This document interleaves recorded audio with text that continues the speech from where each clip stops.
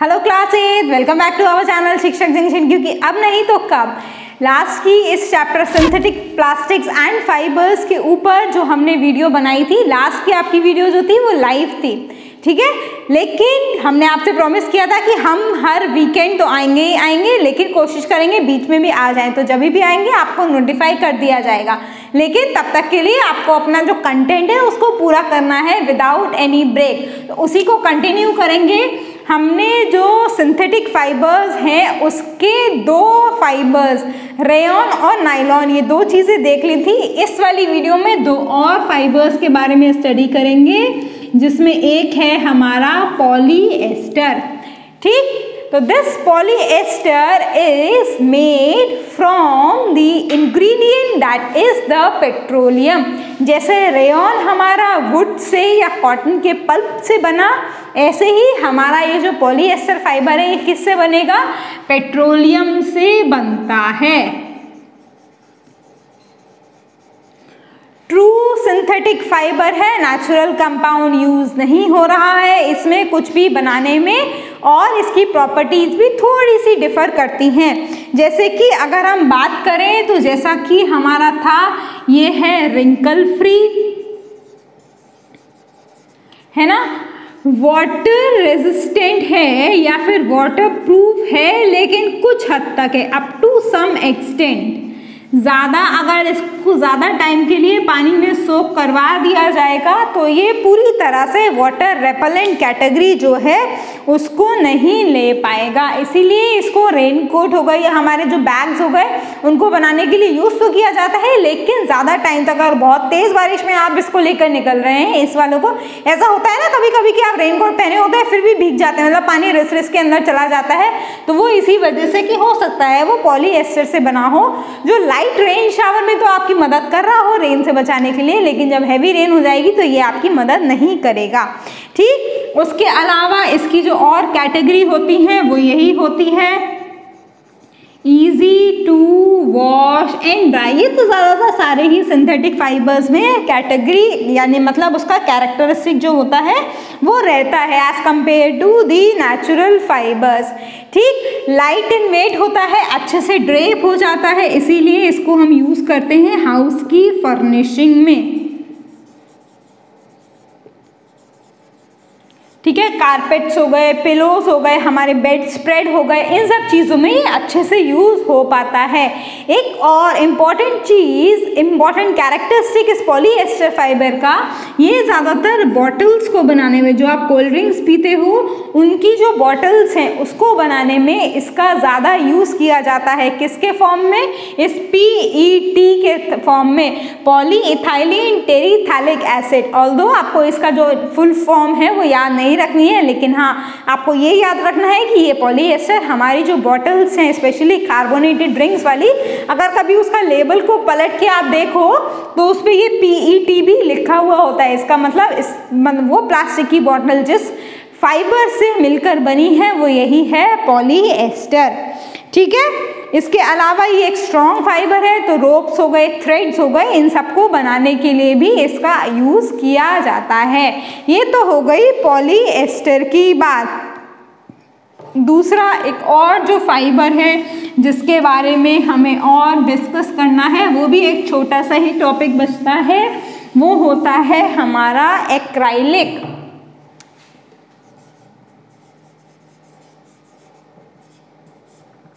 ये भी एक सिंथेटिक फाइबर ही है और किसको टक्कर देता है? वूल को टक्कर देता है, ठीक है।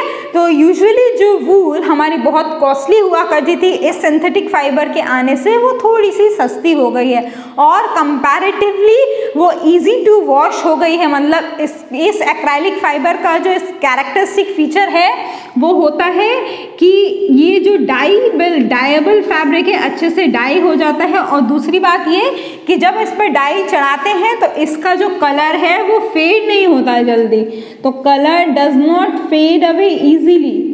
तो ये ऐसे वूलन क्लॉथ्स को बनाने के लिए यूज़ किया जाता है जो रेगुलर वॉश हों, जैसे कि हो गए हमारे स्कार्फ्स, है ना, ग्लव्स, तो ऐसे वुलन क्लॉथ जो रेगुलरली डेली यूज में हमारे वॉशिंग में रहते हैं और जिनसे कलर जाने की पॉसिबिलिटी जल्दी रहती है, एक्राइलिक उनको बनाने के लिए यूज किया जाता है।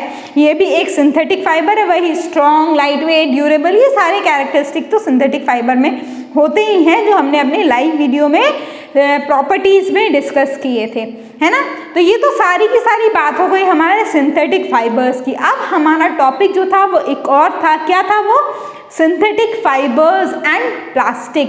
तो अब हम किसके ऊपर बात करने वाले हैं, अब हम बात करने वाले हैं इस प्लास्टिक के ऊपर। आजकल के टाइम में तो प्लास्टिक का बहुत ज़्यादा यूज़ है, कहीं भी ले लो आप, अपना जितना भी पैकेट फूड है वो सारा प्लास्टिक में, जितना भी आपका जो आप बाज़ार से सामान लाते हो ड्यूरेबिलिटी को कैरी करने के लिए आप जो बैग्स लेके जाते हो वो सारा प्लास्टिक।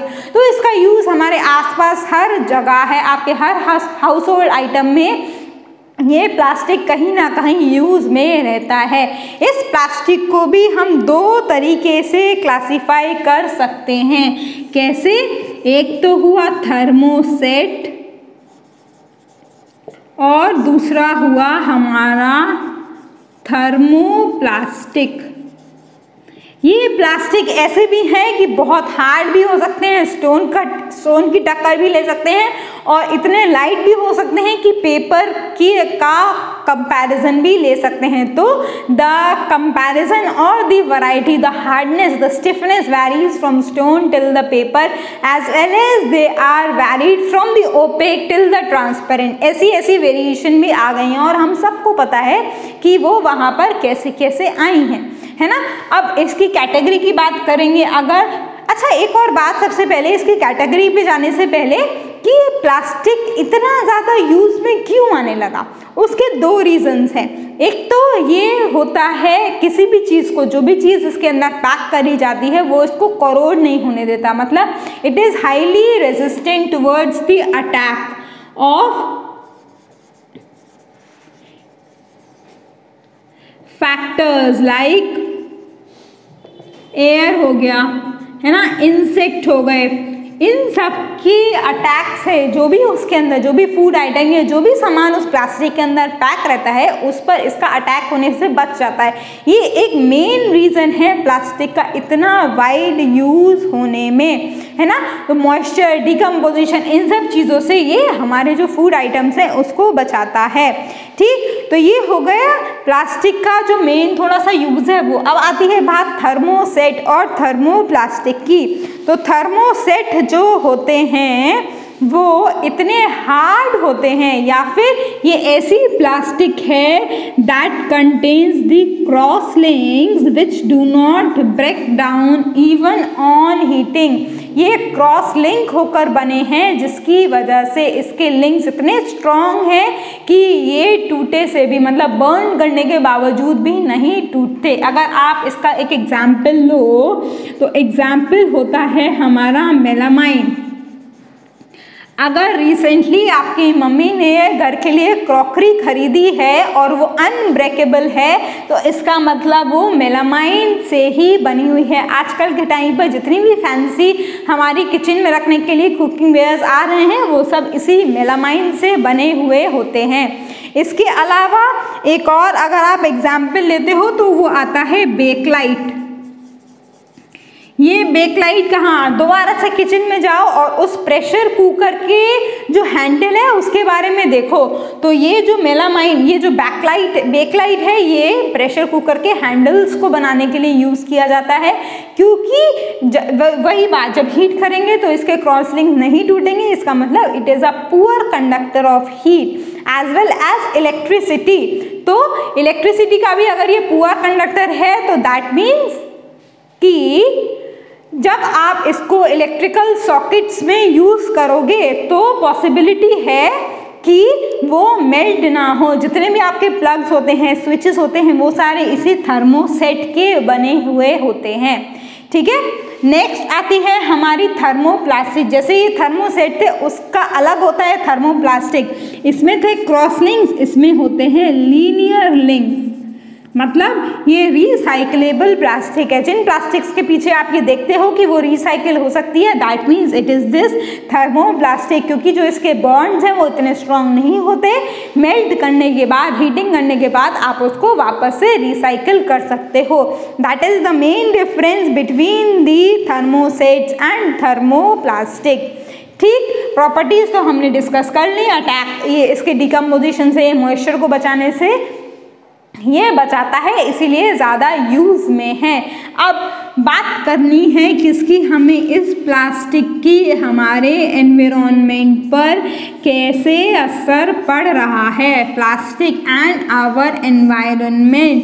ऑल्दो हम सबको पता है कि ये जो प्लास्टिक है वो क्या है, it is the non biodegradable compound, that means it will remain as such in the atmosphere. Why? Because it cannot be decomposed by any of the microorganisms, so it causes harm to our environment in some or the other way. अगर plastic कहीं pipes में रह गई तो choking करेगा, है ना, हमारी वाटर बॉडीज में चली जाती है तो एज इट इज रह जाती है, जिससे हमारी एक्वेटिक फ्लोरा और फौना को बहुत हार्म होता है।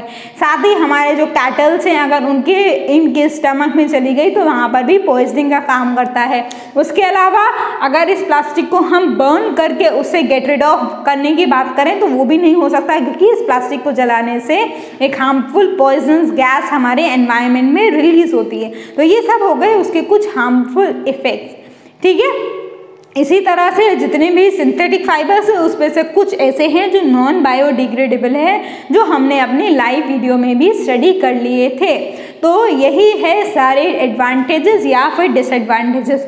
ऑल्दो एडवांटेजेस और डिसएडवांटेजेस दोनों साथ साथ में आते हैं। जैसे कि अब हम जैसे इस पर चले गए, सिंथेटिक फाइबर्स के ऊपर चले गए, तो क्या हो रहा है, हमारे जो ट्रीज़ हैं वो भी कटने से बच रहे हैं, क्योंकि अगर हमें वहाँ से फाइबर लेना है, कॉटन लेना है, तो ऑब्वियसली बात है वो ट्रीज़ काटने पड़ेंगे या उनसे लेना पड़ेगा। तो वो सारी चीज़ें जहाँ बच रही हैं, वहाँ दूसरी ओर एनवायरनमेंट को भी पॉल्यूट कर रही हैं।